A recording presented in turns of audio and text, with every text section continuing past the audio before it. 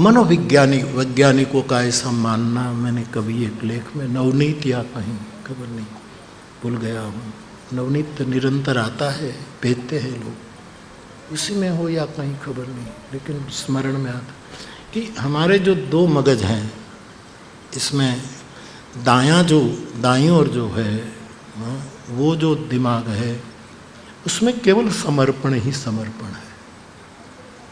दे दो दे दो दे दो दे दो, दे दो, कुछ न बचाया जाए।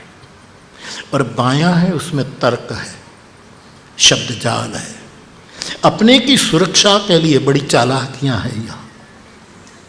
मैं पकड़ा न जाऊं, मैं जीत जाऊं, मैं झूठा हूं तो भी सफल रहूं, ये सब योजनाएं बायां करती।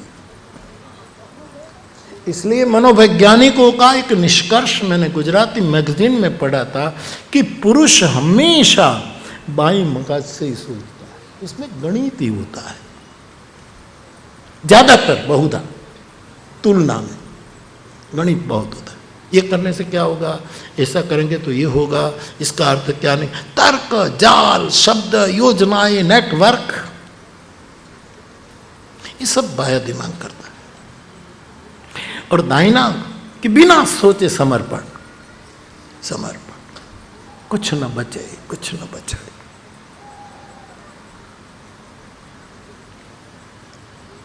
लगता है कृपा कर अपनायो, परमात्मा हमें, सदगुरु हमें कृपा करके अपनाए, तो कोई शर्त नहीं, कोई लायकात, लेकिन यदि हम चाहें कि कुछ तो करें, सब उन पर छोड़े, तो इतना ही करना शेष है कि दायां दिमाग चलाए, बायां न चलाए। त्याग, समर्पण, हानि लाभ को मारो गोली, परिणाम क्या आया छोड़ो। दायां दिमाग जो केवल त्याग, वैराग, समर्पण, ये बायां नहीं। ओशो का एक वक्तव्य भी याद आता है। ओशो ने कभी कहा था कि मीरा ने अपने पूरे जीवन में दायां दिमाग ही चलाया था, बायां नहीं चलाया कभी।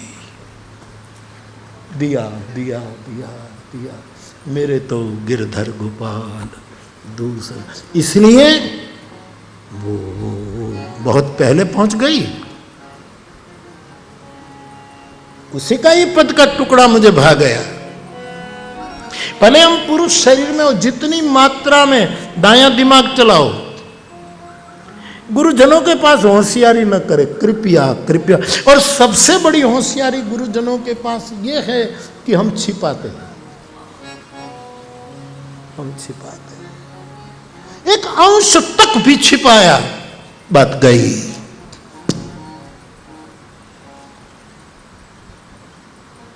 दुनिया से डरे, अपने बुद्ध पुरुष से क्यों डरे? दाता देख, ये हुआ, ले देख,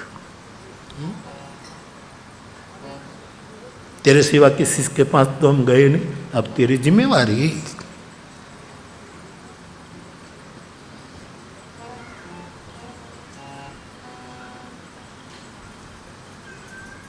कोई भी यज्ञ होता है ना, तो उसमें एक आचार्य होता है, ऋत्विज होता है, एक परिजन होता है, 3, एक ऋत्विज, एक आचार्य, एक परिजन, एक वयोवृद्ध, 4,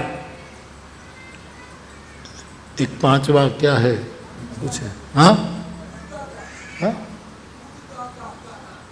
उद्गाता। थैंक यू बेटा, उद्गाता, बहुत अच्छा, उद्गाता। और एक 6ठा बाकी है। किसी भी यज्ञ हो ना, इसमें ये 6 लक्षण जिसमें उसकी पूजा की जाती है। या तो आचार्य हो तो पूजा करनी चाहिए, ऋत्विज हो तो इसकी पूजा करनी चाहिए, परिजन, अपने कोई परिजन नातीला हो उसकी पूजा करनी चाहिए, आचार्य की पूजा करनी। ऐसे 6 सूत्र है, महाभारत के सूत्र है, ध्यान देना प्लीज। मुझे याद आया।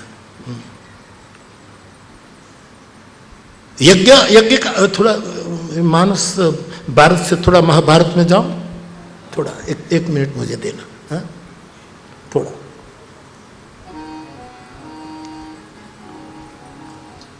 महाभारत जब युधिष्ठिर ने यज्ञ किया, पहले मूल महाभारत से आप जानते हैं, बड़ा यज्ञ का आयोजन हुआ, युधिष्ठिर ने किया। अब कौन कौन वहां आए थे क्या बताएं?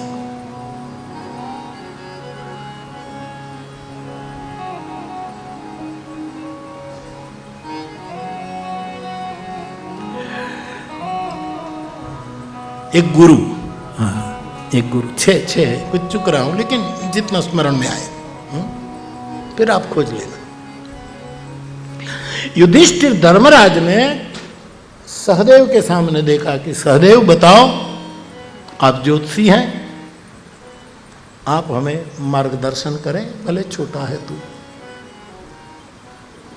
मार्गदर्शन करो कि इस यज्ञ में अग्र पूजा किसकी हो, पहली पूजा किसकी। तो नियम यह है कि या तो ऋत्विज हो, या तो आचार्य हो, या तो पिता हो, या तो गुरु हो, या तो वडील हो, या तो परिजन हो, ये कुछ है।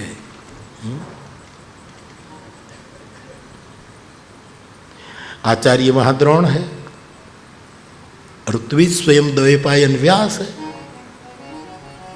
परिजन द्रुपद है, एक राजा हो, राजा ये द्रुपद है।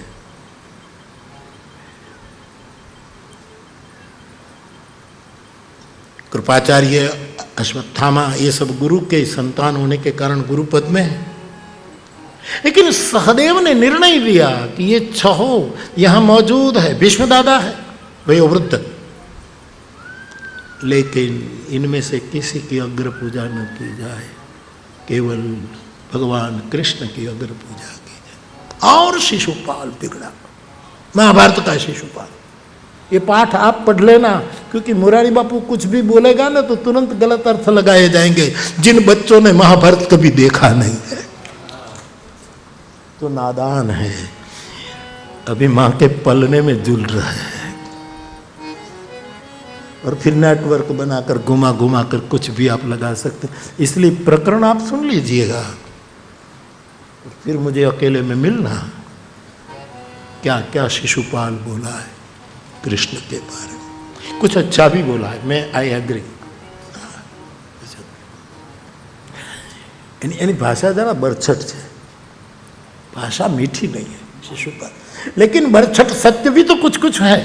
उसने तर्क से माया दिमाग चलाया शिशुपाल। बताओ, अग्र पूजा राजा की होनी चाहिए, ये कृष्ण राजा है, कहां का राजा है, ये सब जे, और उसमें खबर नहीं, ऐसे ऐसे गालियां बका है कि छोड़ो यार।